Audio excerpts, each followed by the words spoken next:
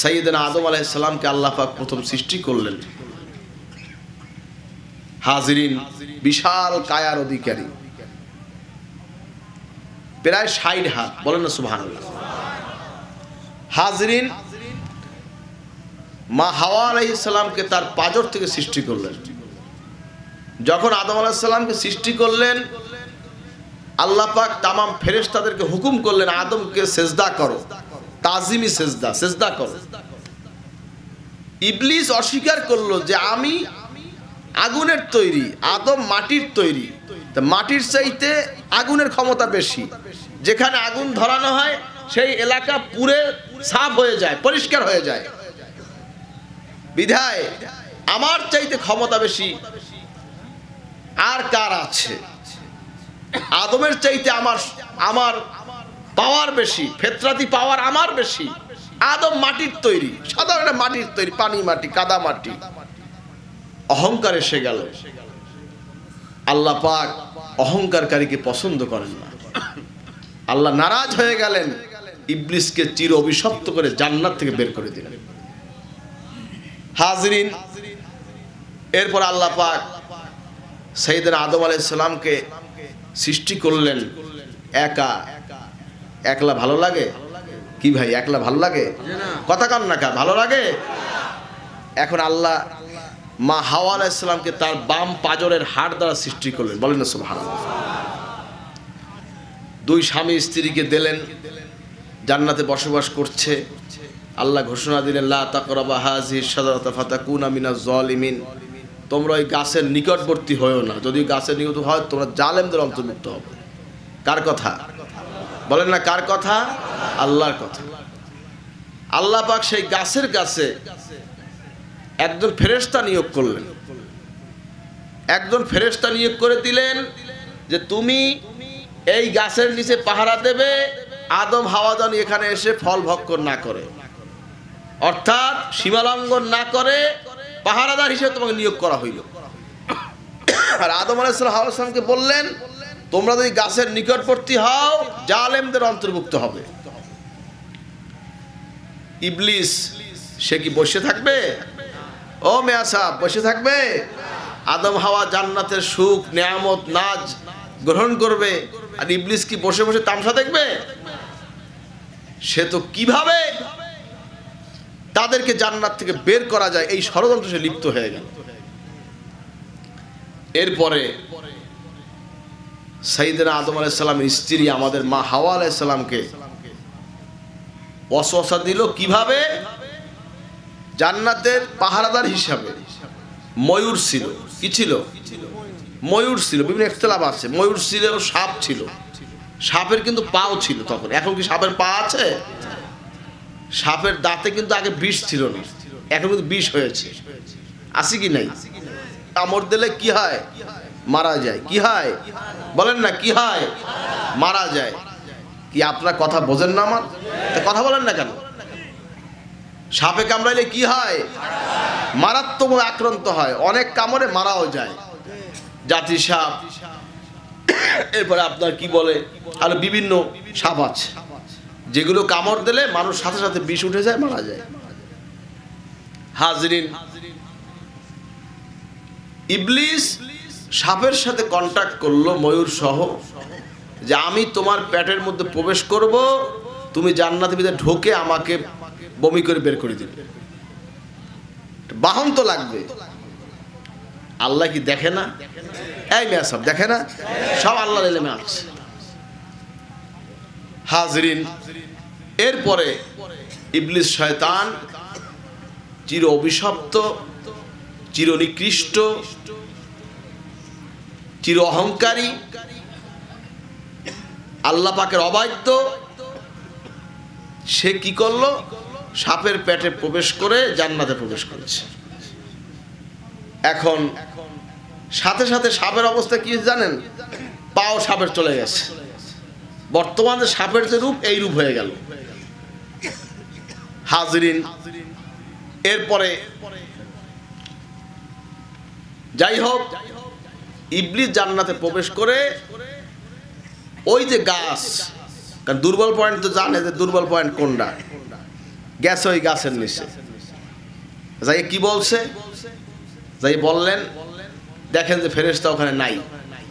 ফেরেশতার মনের মধ্যে কি হয়েছে, ফেরেশতার কাছে আপনার জান্নাত ঘুরিয়ে দেখতে গেছে, আদম হাওয়া তার আসবে না, আমি এখানে থাকি কি লাভ হবে, তারা তো আসবে না, আল্লাহ নিষেধ করছে আসবে না। সে গেছে জান্নাতের ভিতরে ঘুরতে গেছে, নাজ নেয়ামত দেখতে গেছে। এর মধ্যে ইবলিস ইমদি টাইমে যাই উপস্থিত, গাছের নিচে বসে দরবেশি ভাব লইছে, বুড়া শয়তান। কি শয়তান? কন্যা সবাই কি শয়তান? বুড়া শয়তান। মুআল্লিমুল মালায়েকা ছিল সে, অভিশপ্ত হয়েছে বুড়া শয়তান। সে ভেষ ধরে, বিশাল কিছু ভেষ ধরে গাছের নিচে বসে অঝোর ধারায় কাঁদতেছে। জান্নাতের মধ্যে তো মানুষ রূপী মাত্র দুইজন মানুষ, এক হলো আদম আর এক হলো হাওয়া। ইবলিসও তো মানুষের সুরত ধরিয়ে পড়ছে। হাওয়া আলাইহিস সালামকে যে এখানে মানুষ আসলো কোত্থেকে? এখন ইবলিস তো কান্দে, কুয়াল দিয়ে কান্দতে আছে। আমাদের দেশে কয় কুয়াল দিয়ে কান্দে, আমরাও কি কয়? হ্যাঁ, বিলাপ করিয়া। হ্যাঁ, কি কয়? বিলাপ করে। আমাদের দেশে কয় কুয়াল দিয়া। হাজরিন মানে অঝর ধারায়, অঝর নয়নে অশ্রু সিক্ত করতেছে, কাঁদতেছে কাঁদতেছে। হাওয়া আলাইহিস সালাম এসে বলে যে তুমি কান্দো কেন? ইবলিসে কয় আমি কি কান্দি আমার দুঃখে? আমি তো কান্দি তোমাগো দুঃখে। কত বড় উদার মনে আসছে উনি বসছে, জোরে বলেন নাউজুবিল্লাহ। হাজরিন, এরপরে ইবলিস শয়তান বলল যে এই যে গাছের ফল আল্লাহ তোমাকে খাইতে মানা করছে, এর কারণ কি জানো? যদি এই ফল খাও চিরজীবন জান্নাত থেকে বাইরে দিতে পারবে না, আর যদি এই ফল না খাও অচিরেই তোমাদেরকে জান্নাত থেকে বের করে দেওয়া হবে। নাউজুবিল্লাহ। আসতে কন কা? বাঙালিরা বোঝে না কোরআনে নাউজুবিল্লাহ, সুবহানাল্লাহ, আস্তাগফিরুল্লাহ, আল্লাহু আকবার কোরআনে কোনটা কইতে বোঝে না। যেখানে কইতে নাউজুবিল্লাহ এখানে মুতুম দিয়ে চুপ করে বইথায়। অনেক স্থান আছে যেখানে নাউজুবিল্লাহ আস্তাগফিরুল্লাহ না বললে নিজের ঈমান লয়ে টান বাজবে। আছে কি নাই? এই ভাই আছে কি নাই? আবার অনেক মজলিসে আল্লাহ নবী সাল্লাল্লাহু আলাইহি ওয়াসাল্লামের নাম বলা হয়, অথচ নবীজির উপর দরুদ পড়েন। কি নবীজির দরুদ কি হয়ে যায়? ওয়াজিব হয়ে যায়। কি হয়ে যায়? ওয়াজিব হয়ে যায়। সাল্লাল্লাহু আলাইহি ওয়াসাল্লাম। হাজরিন, এখন ইবলিস শয়তান, মহিলাদের মন একটু নরম হয় স্বাভাবিক, চোখের পানি দেখলেই যায় গলিয়া, বুঝছেন তো? হাজরিন, এখন অজর ধারায় কাঁদতেছে, কাঁদতে কাঁদতে কাঁদতে কাঁদতে আমি কি কান্দি আমার দুঃখে? আমি তো কান্দি তোমারও দুঃখে। হাওয়া আলাইহিস সালাম তো বেদিক হয়ে গেছে, কয় কি জান্নাত থেকে তাহলে আমরা বের হয়ে যাচ্ছি? সে একটা ফল টান দিয়ে ছেড়েই দিয়েছে মুখের মধ্যে, দেশে মানে পুরো পেটের মধ্যে চলে গেছে। আর হাওয়া আলাইহিস সালাম আর একটা নিয়ে আদম আলাইহিস সালামের দেশে, আদম আলাইহিস সালাম খাইছে, মুখে দিয়েছে, দেওয়ার সাথে সাথে তার মনে পড়ে গেছে যে আল্লাহ তো নিষেধ করেছে, আল্লাহ তো নিষেধ করেছে। সাথে সাথে গলার এখানে চাপতে ধরছে। সুবহানাল্লাহ। আপনার এখানে হাত দেন তো, এখানে কি আছে? এখানে কি হয়েছে? হুলকুম, কণ্ঠনালী। কি হয়েছে? এখানে একটা গিট হয়ে গেছে। কি হয়েছে? গিট পয়দা হয়ে গেছে। এটা কিন্তু আদম আলাইহিস সালামের হাতের গিট, বংশসূত্রে আমরা পাইছি। কন্যা সুবহানাল্লাহ। আদম আলাইহিস সালামের হাওয়া আলাইহিস সালামের এই কণ্ঠ সমান ছিল, শুধু এই ফল খাওয়ার সময়, নিষিদ্ধ ফল খাওয়ার সময় মনে পড়ে গেছে আল্লাহর কথা, আল্লাহর আইন, আল্লাহর বিধান, আল্লাহর হুকুম, সাথে সাথে গলাটা চাপতে ধরছে। সুবহানাল্লাহ কোন? সাথে সাথে আল্লাহ পাক এখানে একটা গিট তৈরি হয়ে গেল। আর হাওয়া আলাইহিস সালামের সরাসরি পাকস্থলীতে চলে গেছে। মহিলাদের হায়েজ হওয়ার কারণ কি জানেন? কি জানেন? এই কারণে মহিলাদের হায়েজ হয়, সরাসরি পেটে চলে গেছে। কিয়ামত পর্যন্ত যত বালেগা মহিলা এই পৃথিবীতে আসবে সকলের হায়েজ হবে। হাজরিন ভাইরা আমার, এরপরে তাদের পায়খানা পেশাবের ব্যাগ এসে গেল। শরীর থেকে জান্নাতের পোশাক পরে গেল, কি ব্যাপার, এরকম হচ্ছে কেন? এরপরে তারা আপনার জান্নাত থেকে দুনিয়ায় তাদেরকে নামাই দেওয়া হইল। আদম আলাইহিস সালাম শ্রীলঙ্কার শরণদ্বীপে নামলেন। আমাদের দেশের শ্রীলঙ্কা আছে আমাদের দেশের পশ্চিম দক্ষিণ দিকে, ভারত মহাসাগরের কর্নারে, অর্থাৎ এই আমাদের পশ্চিমে কি ইন্ডিয়া, পশ্চিমে কি ইন্ডিয়া, ভারত, ভারত আমাদের দক্ষিণে হয়েছে বঙ্গোপসাগর, এর নিচে হয়েছে ভারত মহাসাগর, কথা বলছেন তো? এর পশ্চিমে হয়েছে আরব সাগর, পশ্চিমে হয়েছে ভারত, ভারতের পশ্চিম দিকে হচ্ছে পাকিস্তান, বোম্বে, কথা বলছেন তো? পাকিস্তান, বোম্বে, এরপরে আপনার অন্য রাষ্ট্র রয়েছে ইরান, বিভিন্ন রাষ্ট্র আছে। ওপারে হয়েছে কি রাষ্ট্র? আরব আমিরাত, আরব সাগর ওপারে কি আরব আমিরাত। এরপর হয়েছে আপনার আরব আমিরাত বলতে দুবাই যেটাকে বলা হয়, আবুধাবি। এরপরে আপনার ওমান, এরপর হয়েছে আপনার বাহরাইন, কাতার, এই রাষ্ট্রগুলো ওপারে। তারপরে হয়েছে আপনার সৌদি আরব। সৌদি আরবের পশ্চিম দিকে হয়েছে লোহিত সাগর। কি সাগর বলেন না? কি সাগর? লোহিত সাগর। লোহিত সাগরের পশ্চিমে হয়েছে মিশর, বুঝলেন তো? এই মিশরের পরে হয়েছে আপনার মরক্কো, এবারে আপনার এই সুদান, নাইজেরিয়া, বিভিন্ন রাষ্ট্র। এরপরে আপনার এই মরক্কোর পরে এরপর হচ্ছে লন্ডন, লন্ডনের পরে এরপরে আবার আটলান্টিক মহাসাগর, এরপর হচ্ছে আপনার আমেরিকা। এইভাবে করে পৃথিবীটা আল্লাহ সাজাইছে, বলেন না সুবহানাল্লাহ। আমি এরিয়াটা বলছি, শ্রীলঙ্কা পড়েছে আমাদের কেবলার দিকে ফেললে হাতের বাম দিকে পশ্চিম দক্ষিণ কর্নারে, বুঝলেন তো? ভারতের চেন্নাই, মাদ্রাজ, আমি হুজুরের সঙ্গে গিয়েছি মাদ্রাজে। মাদ্রাজ থেকে পূর্ব দিকে সাগরের মধ্যে একটা দ্বীপ, সে দ্বীপটার নাম হলো শ্রীলঙ্কা। সেখানে বিশাল এক সরু লম্বা একটা পাহাড় আছে, যে পাহাড়ের উপরে সর্বপ্রথম সাইয়েদনা আদম আলাইহিস সালাম ওখানে পাও রেখেছেন। বর্তমানে সেখানে আদম আলাইহিস সালামের পায়ের চিহ্ন আছে, বিশাল পায়ের চিহ্ন, স্টেজ চাইতে বড় হবে, বিশাল পায়ের চিহ্ন। 60 হাত মানুষটা কয় হাত? ও মিয়া সাহেব, কয় হাত? 60 হাত। তো পাওটা কত বড়? সুবহানাল্লাহ কইবেন। হাওয়া আলাইহিস সালাম তিনিও এরকম লম্বা ছিলেন। জেদ্দায় হাওয়া আলাইহিস সালাম নামলেন, জেদ্দায়। কোথায় নামছে? জিদ্দা। হাজরিন, এরপরে আদম আলাইহিস সালাম, হাওয়া আলাইহিস সালাম 350 বছর কাঁদলেন আল্লাহর কাছে। রব্বানা যালামনা আনফুসানা ওয়া ইল্লাম তাগফির লানা ওয়া তারহামনা লানাকুনান্না মিনাল খাসিরিন। বললেন আল্লাহর কাছে, আল্লাহ তুমি যদি দয়া না করো, ক্ষমা না করো, জৈল খায়র ধ্বংস হয়ে যাও। আল্লাহর কাছে বললেন। আল্লাহ পাক এবার নবী সাল্লাল্লাহু আলাইহি ওয়াসাল্লাম ওসিলা দিয়ে দোয়া করলেন। হাজরিন, আরাফার ময়দানে আদম আলাইহিস সালাম, হাওয়া আলাইহিস সালামের সাক্ষাৎ হলো, বলেন না সুবহানাল্লাহ। 350 বছর কাঁদছে। কত বছর? একটা ভুলের জন্য, একটা ভুল করেছে, ইবলিসের ওয়াসওয়াসায় পড়েছে, 350 বছর কেঁদেছে। আর আমরা তো ডেলি ওয়াসওয়াসা, মুহূর্তে মুহূর্তে ওয়াসওয়াসা চলছে, মুহূর্তে মুহূর্তে। আমরা মনে করি যে একবার কান্নি সব শেষ। আর আল্লাহর নবী যতক্ষণ পর্যন্ত আল্লাহ পাকের তরফ থেকে তার কাছে ইশারা না আসছে যে ক্ষমা হইছে, 350 বছর ফরিয়াদ করলেন আল্লাহর কাছে, বলেন না সুবহানাল্লাহ।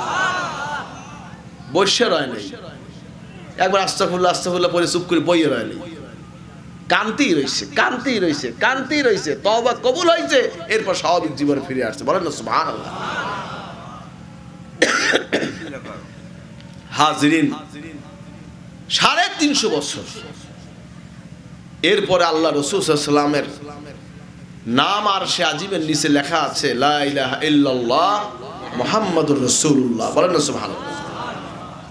এই আল্লাহ নবী সাল্লাল্লাহু আলাইহি ওয়াসাল্লামের নামের ওসিলা দিয়ে বললেন, আল্লাহ তোমার এই মুহাম্মদ নিশ্চয়ই তোমার একজন খুবই মহাব্বতের, আদরের, ভালোবাসার ব্যক্তির নাম, আমি তার ওসিলা দিয়ে বললাম আল্লাহ তুমি মাফ করে দাও।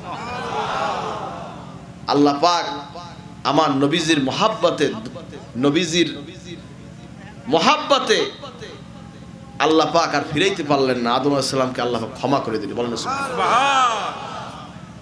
নবীদেরকে গুনাহগার বলা যাবে না, এ বলে আপনি এ বলতে পারবেন না যে আদম আলাইহিস সালাম গুনাহ করছে, এ কথা বলতে পারবেন না। কি বলতে সুযোগ আছে? তামাম নবী আদম আলাইহিস সালাম থেকে আল্লাহ রাসূল সাল্লাল্লাহু আলাইহি ওয়াসাল্লাম পর্যন্ত সব নিষ্পাপ, মাসুম, তাদের কোনো গুনাহ নাই, নিষ্পাপ, মাসুম, বেগুনাহ, আগে পিছে সব গুনাহ মাফ। সুবহানাল্লাহ। হাজিরিন, নবীদের জিসমও কিন্তু মাটিতে স্পর্শ করা নিষেধ। নবীদের জিসম মাটিতে স্পর্শ করবে না, আল্লাহ পাক হারাম করে দিয়েছে। হাজিরিন, যাই হোক, এরপর আদম আলাইহিস হাওয়া আলাইহিস সালামের সাক্ষাৎ হলো আরাফার ময়দানে। এজন্য আল্লাহ পাক স্মৃতি করে দিলেন আরাফাতকে। কিয়ামত পর্যন্ত যত মুসলমান মুমিন আসবে আরাফার ময়দানে ৯ জিলহজ একত্রিত হয়ে হজ করবে। বলেন না সুবহানাল্লাহ। মুজদালিফায় উকুফ করলেন, রাত্রি যাপন, রাতে একসাথে ঘুমাইছে মুজদালিফায় স্বামী স্ত্রী। বলেন না সুবহানাল্লাহ। আল্লাহ পাক হজের জন্য এটাকে রোকন করে দিলেন, ওয়াজিব করে দিলেন। আরাফাত ফরজ, মুজদালিফা ওয়াজিব। সুবহানাল্লাহ কোন। আরাফাতের উকুফ করা কি ফরজ। আল হজ্জু আরাফাত, হজ মক্কায় না, হজ হলো আরাফায়। সুবহানাল্লাহ কোন। হজ হলো আরাফায়। আরাফার মাঠে যদি উপস্থিত না হয় সে তার হজ কবুল হবে না, গ্রহণযোগ্য হবে না। অবশ্যই তার আরাফাতে উপস্থিত হতে হবে, নিয়াত করতে হবে, ইহরামের কাপড় পরতে হবে, নিয়াত করতে হবে হজের, নিয়াত করে আরাফার ময়দানে হাজির হতে হবে। অর্থাৎ ৯ জিলহজ দ্বীপ্রহারের পর হইতে সূর্যাস্ত পর্যন্ত হলো মূল হুকুম। যদি তখন কেউ যদি ওজোর এখানে হাজির হইতে না পারে, ৯ জিলহজ দ্বীপ্রহারের পর হইতে পরের দিন শবে সাদেকের আগ পর্যন্ত যে কোনো এক টাইমে আরাফার ময়দানে কিছুক্ষণের জন্য উপস্থিত হইলি তার হজ আদায় হয়ে যায়। বলেন সুবহানাল্লাহ। হাজিরিন, এরপরে ভাইরা আমার, আরাফার ময়দানে হলো হজ। আল্লাহ পাক এটাকে স্মৃতি করে দিলেন কিয়ামত পর্যন্ত, এটা নিদর্শন হিসেবে থাকবে, স্মৃতি হিসেবে থাকবে। ইব্রাহিম আলাইহিস সালামকে দিয়ে বানাইলেন কাবা শরীফ, আদম আলাইহিস সালামের চিহ্ন দিলেন। পরবর্তী প্রায় ৪,০০০ বছর পরে ইব্রাহিম আলাইহিস সালামকে আল্লাহ পাক জিবরাইল আলাইহিস সালামের মাধ্যমে এই সীমানা দিয়ে দিলেন। সেই সীমানার উপরে কাবা শরীফ, বাইতুল্লাহ শরীফ তিনি নির্মাণ করলেন তার ছেলে পুত্র ইসমাইলকে নিয়ে। বলেন না সুবহানাল্লাহ। যাই হোক, যে কথাটা বলতেছিলাম, সামান্য একটা বেয়াদবির কারণে ইবলিস শয়তান চির বিতাড়িত হয়েছে, আদম আলাইহিস সালাম হাওয়া আলাইহিস সালামকে ক্ষতিগ্রস্ত করেছে। আমাদের সমাজে একদল মানুষ আছে যারা নিজেরা অভিশপ্ত, আবার যারা নেককার, যারা পরহেজগার, মুত্তাকি, তাদেরকে অভিশপ্ত বানানোর জন্য লেগে থাকে। কি আসি কি নাই? বলেন আসি কি নাই? হাজরিন, তাদের থেকে আমাদের সতর্ক থাকতে হবে। যারা এই দরবারের এই সিলসিলার যারা ভক্ত, মুরিদ, মুহিব্বিন, আমাদের আদবের সহিত থাকতে হবে, আদবের সহিত চলতে হবে, মুরব্বির ইতাআত করতে হবে। ইতাআত করে তার নির্দেশ শরীয়তের বরখেলাপ না হওয়া পর্যন্ত মেনে আল্লাহ এবং আল্লাহ রাসূলের পথে মতে চলা, এইটি হচ্ছে আদব। ঠিক কিনা বলেন?